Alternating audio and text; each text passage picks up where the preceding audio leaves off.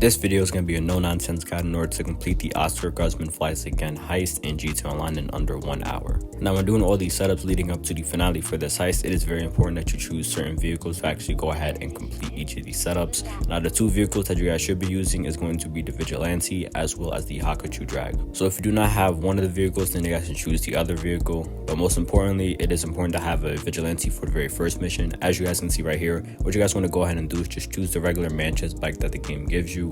Go up to this mountain, use your heavy sniper, and go ahead and shoot the bottom of the transmission tower with your sniper. If you guys do have explosive rounds on the sniper, this will be a lot more easier. You guys can just break in like I believe 2 or 3 hits. But if you just have regular bullets like me, for example, it takes I believe about 6 to 7 shots per each section of the tower, and then after those 7 shots or so, you will have the tower broken. And once the tower is broken, what you guys want to simply do is get back on the bike. When you go back on the bike, go on the interaction menu, go to manage vehicles, and get ready to request your personal vehicle. Now for this heist or for this setup, like I said, you guys will need the Vigilante. This will make it go by a lot more faster. So once you guys do go on this road right here, just keep spamming X until you can actually get your vehicle to spawn in. Once it spawns in, get inside your Vigilante, obviously. Once you guys get inside your Vigilante, all you guys want to go ahead and do is just wait for the plane to get in front of you. Once it's in front of you, then just shoot your missiles at the plane.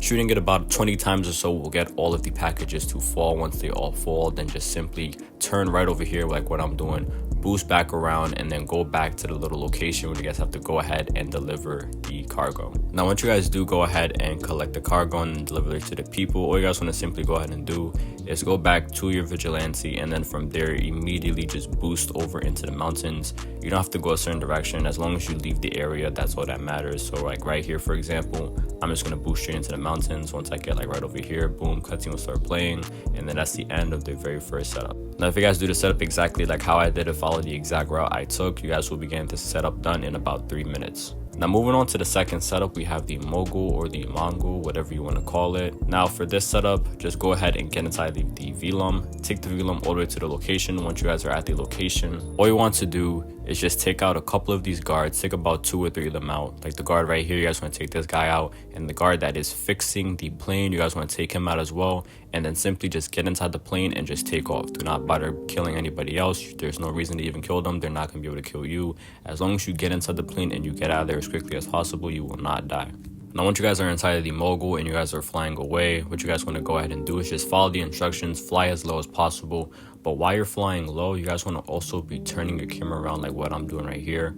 Now this isn't 100% concrete, but usually when you turn your camera around when somebody's shooting a missile at you, well usually AI is not actual players, but when they're shooting a missile at you and you keep turning around like this, usually the missiles will miss. They'll just go right past your actual vehicle and they will not hit your vehicle. Sometimes they'll hit you, like if you're too late before you turn around, it will end up hitting you, or if it's already locked on for a long time, it will end up hitting you.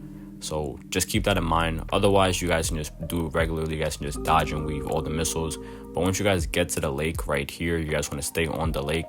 That way they will not shoot any more missiles at you. From this point on, they will just go ahead and try to hit you with their minigun. Now once you complete the first part of the setup, the next part will be to destroy the Everbird bases. And from here, you guys just want to copy the exact route I'm taking to destroy every single one of these Everbird bases. You want to start off with the first one, which is going to be right there. Then you guys want to head over to the second location, followed by the rest of these locations that I'll be showing you right now.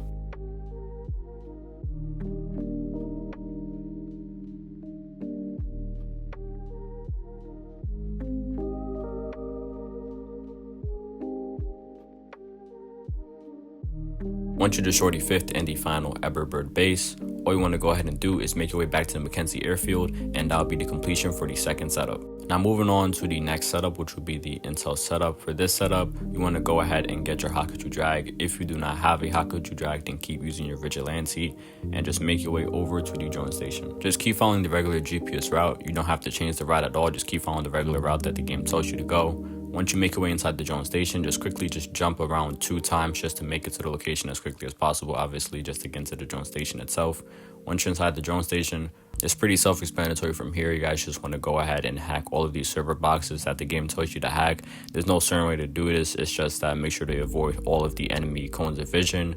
get to the server box, hack each server box. Once you're done hacking the server box, just press circle to back out of the station. You guys don't have to fly back to the main area. You just have to simply back out and exit the drone station. Up next, just follow the GPS leading to the shipwreck location. Once you guys get to this location, go get the scuba gear that the game gives you and then get inside of the dinghy. The reason why we're taking a dinghy is very important because once you guys get to the shipwreck, you guys want to simply go ahead and place a sticky bomb on the dinghy and then go and dive down and get all of the resources or all of the intel that you guys need to go get. Now, once you have collected all of the intel the game tells you to go collect, just swim your way back up to your dinghy. Once you guys are back up to the dinghy, you guys want to go ahead and explode the sticky bomb. Now, for some reason, the dinghy decided to despawn my sticky bomb, but that's fine. Just go ahead, throw another one down, and then immediately detonate it. Once you die, there'll be a mission failed, but that's perfectly fine. You guys can technically die as many times as you want, and you guys will be okay. There's no challenge that says that you guys have to complete this without dying.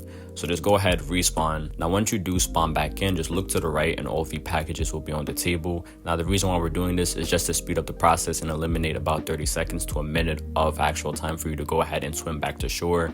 This will just speed up the process and make it a lot more efficient. And then from there, just get back on your Hakushu drag and follow the GPS to the location. For the number 4 setup, we have the Iron Mule. Now, the Iron Mule usually would take about 8 to 10 minutes to complete traditionally, but I found a way to speed it up. I don't think I've seen any other YouTuber do this method the way I'm about to do it right now. So basically, the method is to go ahead and kill all of the guards. Once you guys kill the guards, then place down the jammer and then throw sticky bombs on certain jeeps or any jeeps that you guys can really find. Just keep killing all of the guards.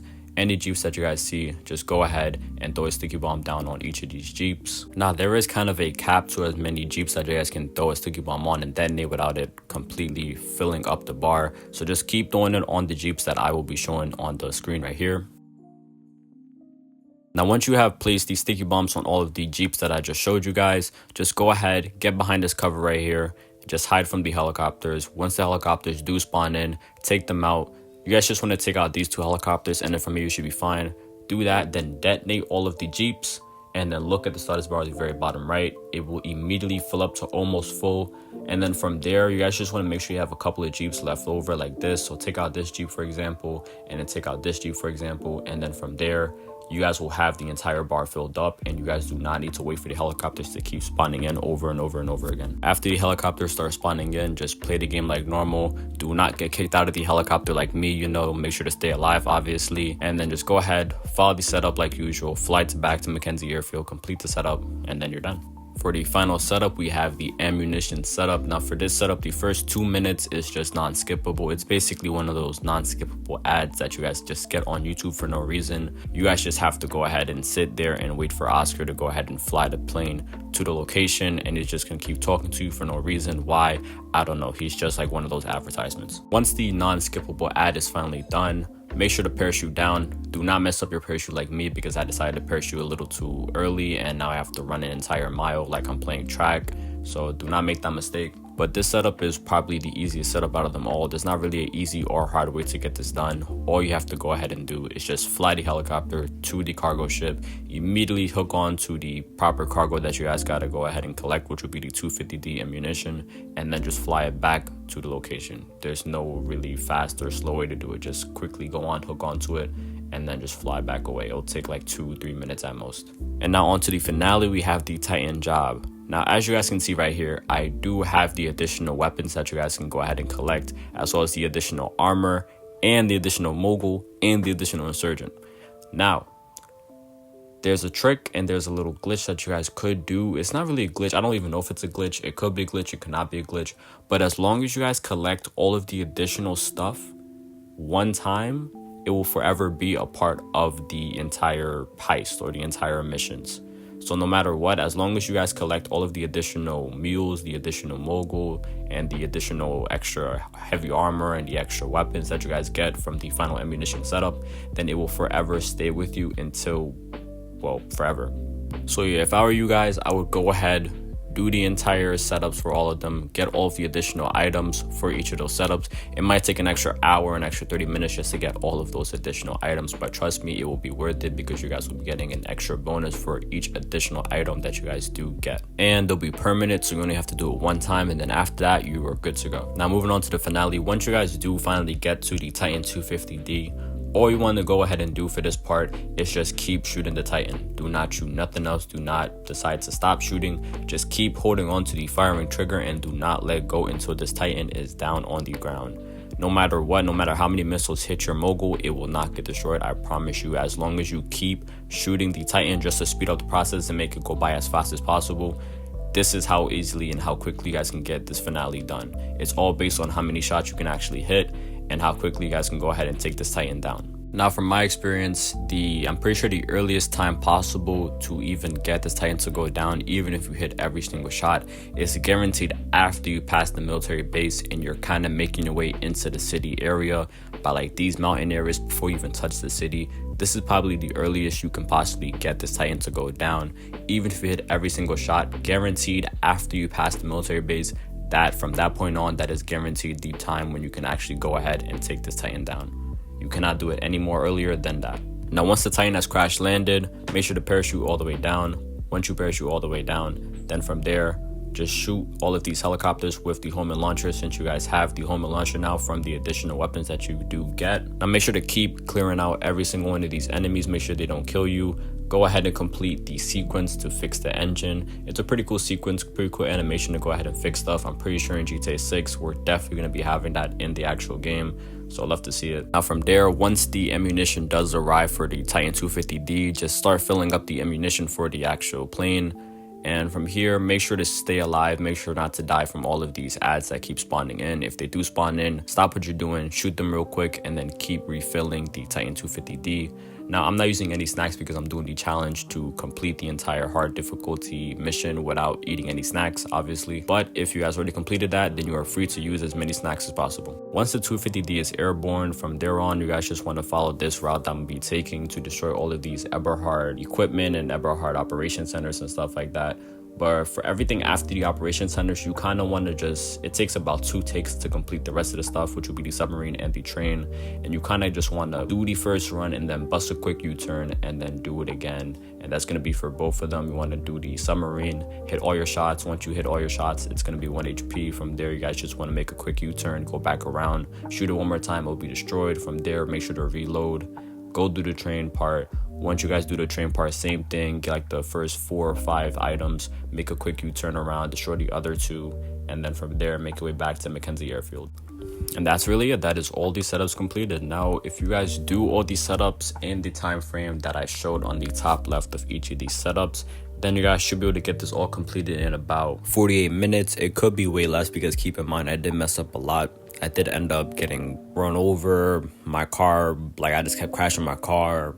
My parachuting was horrible. Basically, a whole bunch of shenanigans was happening while I was doing this entire heist. So it could be a lot more shorter. It could be like 44 minutes, maybe 40 minutes on the dot. But yeah, that's just around like the estimated time frame to get this all done. There could be a faster way in the future, but as of right now, I would say just to fully complete this, it does take about 40 minutes to 45 minutes to complete. Now, as you guys can see, since I completed, I ended up getting $810,000. The reason why I got 810 instead of the 750,000 is because of the additional vehicles that I ended up collecting. So like I said before, all you have to do is just collect those vehicles one time for the first time or the second time you do this heist in general, and then after that they will forever be a part of your character and a part of the heist. So you'll be getting that extra $60,000 for the bonus reward all the time. But anyways, that does it for today's video. Thank you guys all so much for watching. If you guys want to have a full in-depth video of me doing the entire thing as like a little speed run, let me know. I'll make a video about that. But click right here if you guys want to learn how to make $3 million in 3 hours in GTA Online.